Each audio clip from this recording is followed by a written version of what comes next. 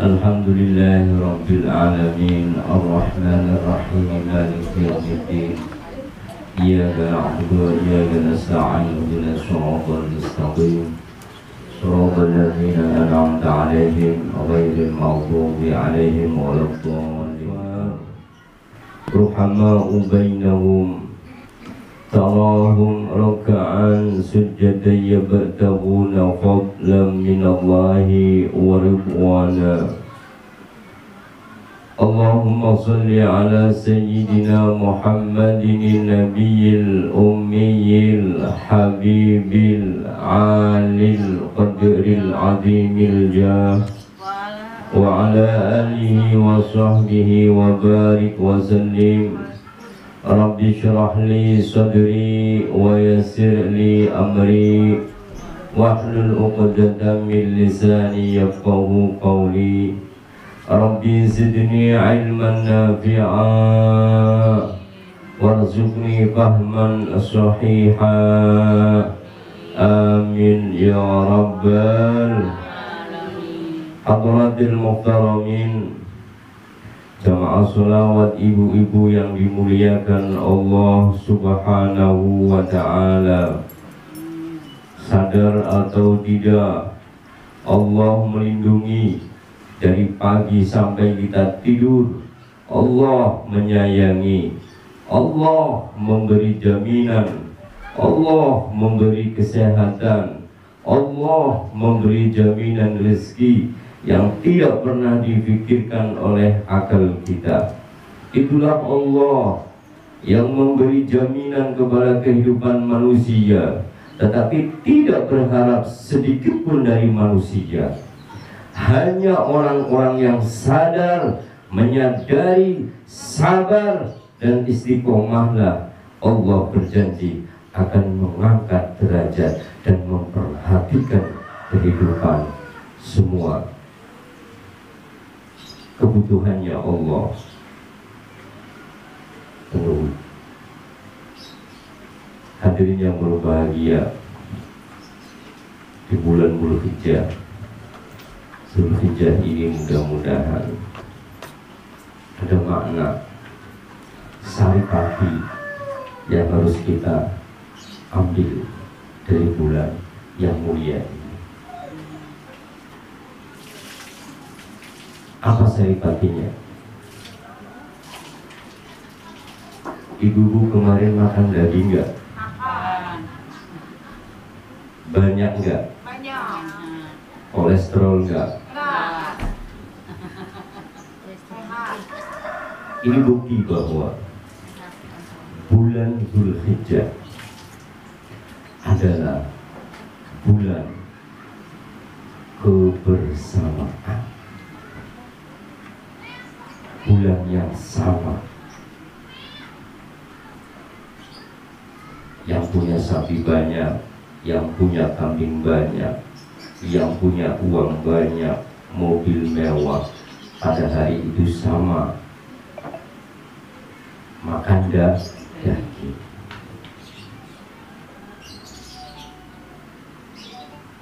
Mungkin mereka yang duitnya banyak, yang mobilnya bagus, rumah mewah, mungkin hari itu tidak makan daging, tetapi berbangga dan berbahagia karena bisa berbagi kepada sesama.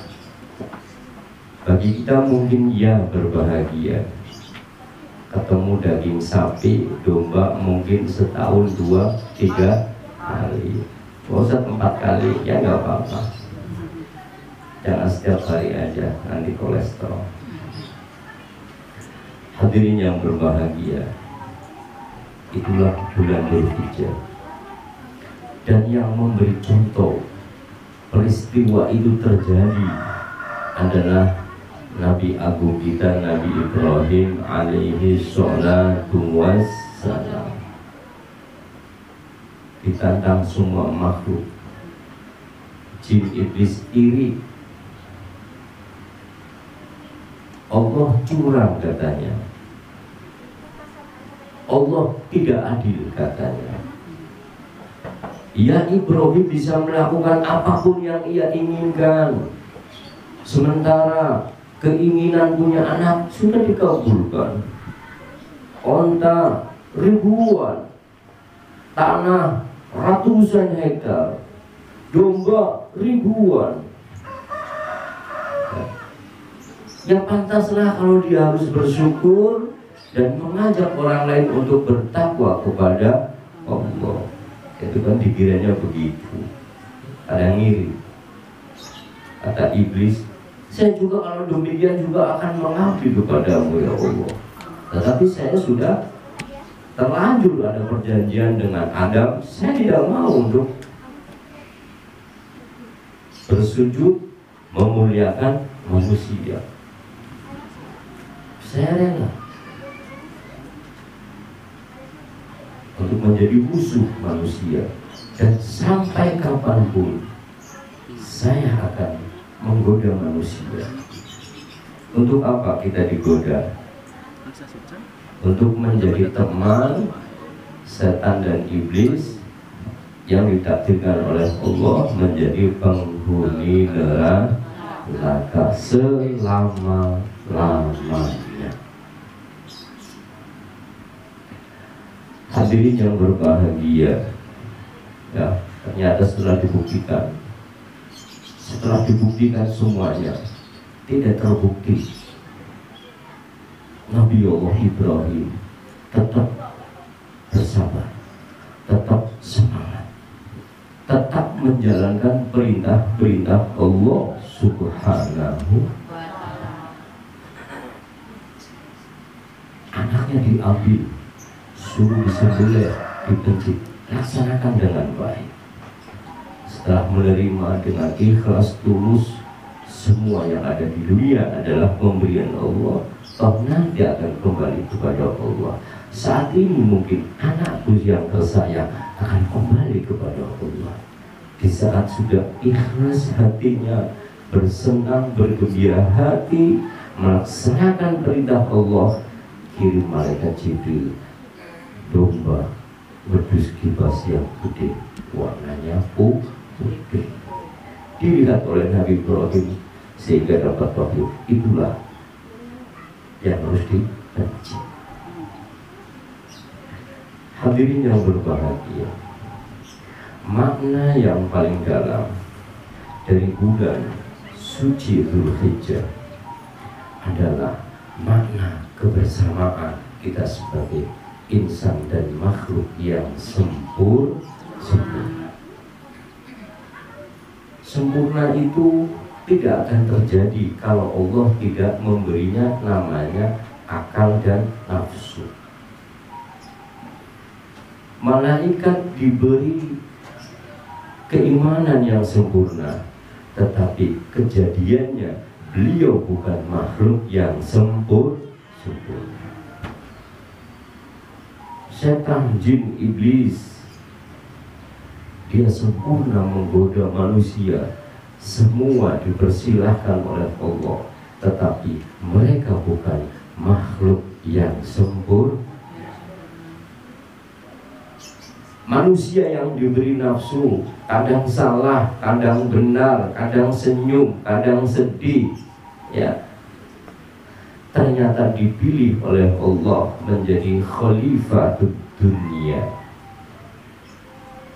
dan sebagai penghuni terakhir surga Allah Subhanahu selama-lamanya.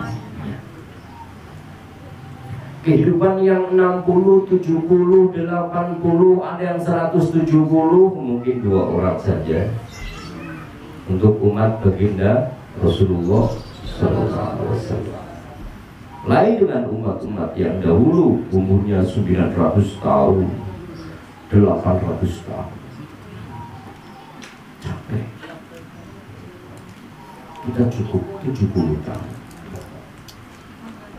mengumpulkan bekal sesingkat itu. Oleh karena itu, detik demi detik waktu berlalu. Ingat, nafas yang kita masuk, yang kita hirup itu adalah tidak bayar. masuk rumah sakit oksigen harus bayar. Semua punya BPJS, punya KIS, tapi kamu tidak pernah bersyukur kepada Allah.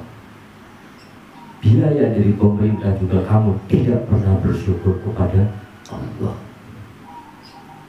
Menjadilah orang-orang yang bersyukur apapun bentuk kenikmatan itu.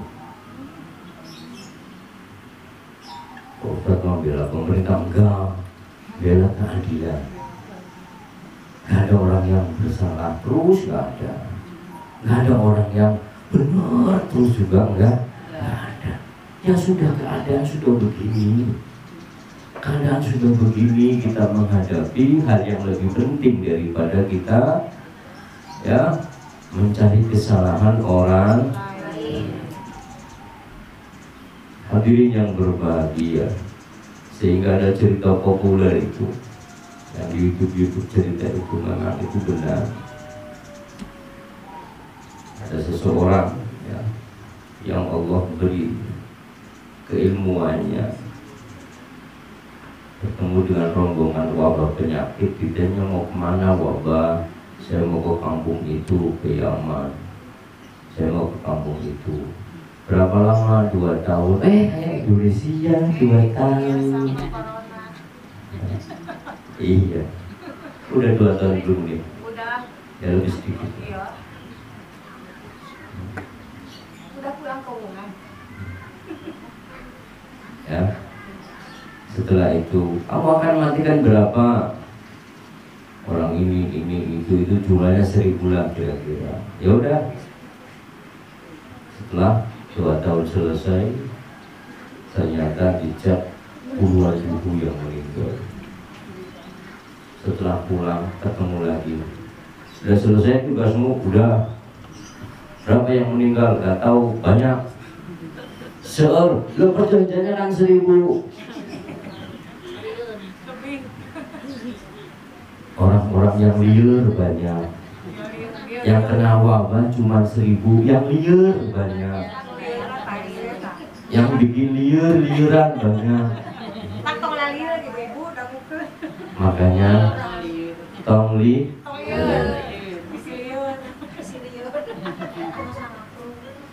hidup mati urusan Allah. Berserah dan berjuang karena mencari bekal karena digerakkan juga karena jangan mencuri karena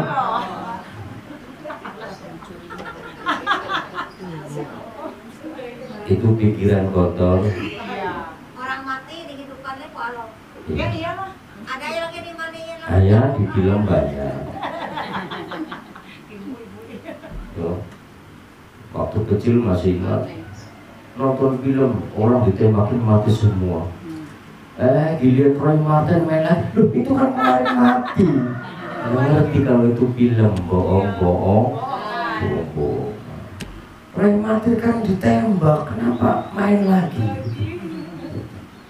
Artinya jangan seperti anak kecil. Hadirin yang berbahagia, banyak yang korban karena tidak bisa menyikapi keadaan, terlalu takut yang berlebihan, ya, sehingga membuat jantung berdetak terus, stres.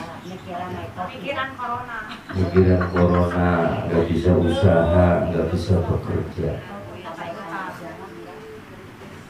Ya kalau dikasih kuncinya juga nggak mau melaksanakan. Mau nggak dikasih kuncinya? Ya bekerjalah kepada Allah. Maka yang gaji Allah. Perhatikan waktu Allah, maka niscaya Allah akan memperhatikan segala kebutuhan kita. Waktu asar ada suara adzan, tenang saja, itu panggilan Allah, kita agak perhatikan. Giliran kena sakit, giliran makan susah, giliran kangen susah, beli rumah, beli mobil, ngeluh. Tapi di saat dipanggil suruh berkumpul, suruh berzikir, suruh beribadah, pura-pura nggak tahu, pura-pura nggak dengar saking budeknya. Ya budek dan AC di sana sini kumandang suara azan. Kedengar kan enggak? Dari kanan kiri azan dikumandangkan. Makanya kalau Pak Ustadz dari presiden nggak usah pakai speaker, adan-adanan nggak ada yang dengerin. Paling yang jamaah juga tetap aja 5 orang, 2 orang. Ngapain capek-capek beli mengeras suara? Tidak memperhatikan panggilan Allah, tidak memperhatikan keinginan Allah memberi kesempatan. Bagaimana Allah akan memperhatikan dirinya, akan memberi kedamaian, kebahagiaan di dalam hatinya, sementara dia melalaikan yang Allah perintahkan. Allah nggak rugi, nggak hilang kemuliaannya. Andai kau berjoget mendengarkan suara adzan, enggak ada ruginya Allah. Rugi kamu sendiri, hatinya sekeras batu. Ya, begitu. Sehingga ya silahkan pilih kita itu mau tentara bahagia sendiri atau mau dibahagiakan oleh orang lain. Orang lain itu bahagia kalau kita meninggal. Oh siap, modal siap. Ya paling begitu. Karena tanaman kita itu yang ditanam itu kejelekan.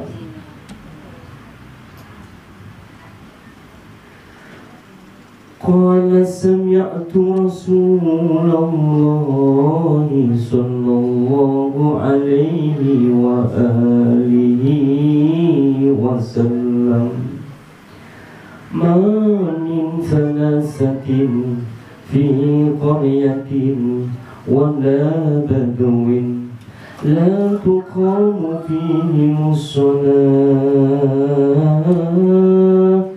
illa qad istahwadha 'alayhim asy-syaitan fa'alaykum bil jama'ah fa innama ya'kulu adh-dhi'bu minal ghanami al-qasiyah.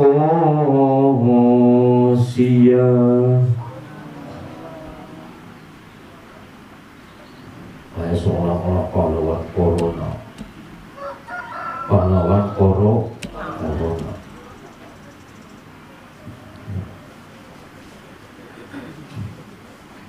Dia sendiri tidak pernah sholat.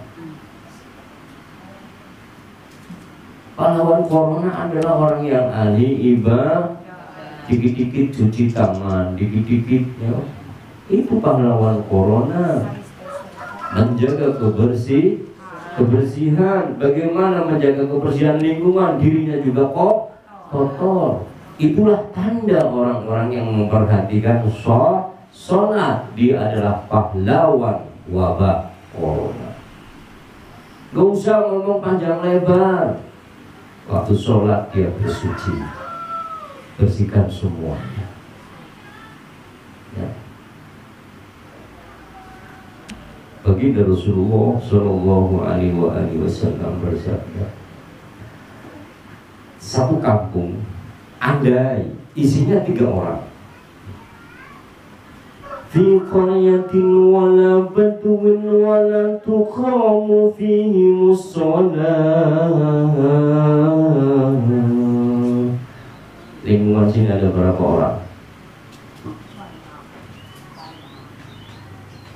Ya, kupingnya mendengar adzan ada berapa orang? Saya mau bisa sendiri, Ustaz. Sholat tetap sholat di rumah, ya boleh. Asal lakukan. Kamu ingin jadi pahlawan corona? Iya. Waktu sholat artinya harus bersihkan badan, bersihkan mulut, ngomong yang kotor, pendengaran kita bersihkan. Banyak suara yang masuk yang tidak mengajak kepada kebenaran, mengajak kepada zikir, ingat kepada Allah. Banyak suara yang tidak mengingatkan bahwa kita mau mati. Ini kesalahan. Banyak pandangan kita yang sia-sia. Banyak pandangan kita yang menjadi akhirnya berpikiran yang kurang baik. Basuh kita. Oh jalan-jalan senangnya bukan main, giliran sholat mati kakinya, giliran mau ngaji kakinya pegel-pegel, giliran jamaah badan pada sakit, main HP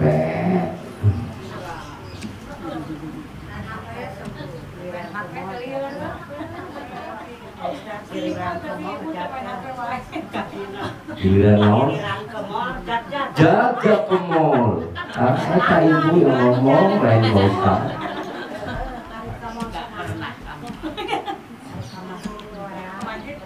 Kamu memang gak pernah dusta, jujur. Kamu masuk surga bersama orang-orang yang jujur. Kenapa kita harus berwudu? Kenapa kita harus membasuh semua anggota badan? Karena memang dosa kita berserakan di mana-mana. Mulut dikocok, itu keluar kotorannya. Wajah kita yang tidak berseri karena banyak melakukan dosa. Tangan kita yang kurang terhormat karena memegang yang kurang benar. Kaki kita yang sering mondar mandir gak ada gunanya, giliran masuk masjid kagak, ke majelis kagak, majelis taklim kagak, giliran ke mall senengnya bukan main. Mau kemana? Ambil daging korban, lari-lari. Hadirin yang berbahagia, andai satu kampung ada 3 orang, istahwadha alaihimus syaitan, la tuqamu fihimus shalah, maka 3 orang itu ambil wudhu dan sholatlah berjamaah. Karena setan itu tidak berani. Ini kan begini, kumpul begini, baca sholawat, seneng nggak? Senang ketemu teman, aduh enak, nanti ketemu beli bakso ya. Dan senang judulnya mau mengaji baca sholawat. Ini yang kita tidak merasakan, tidak sadar bahwa kita itu dijaga oleh para malaikat, sehingga saat ini sampai pulang ke rumah tidak ada bisikan setan yang masuk di dalam tubuh kita. Allahumma amin ya Allah. Mau percaya silakan, tidak juga silakan. Kalau percaya umat baginda Rasulullah, kalau tidak percaya umatnya iblis.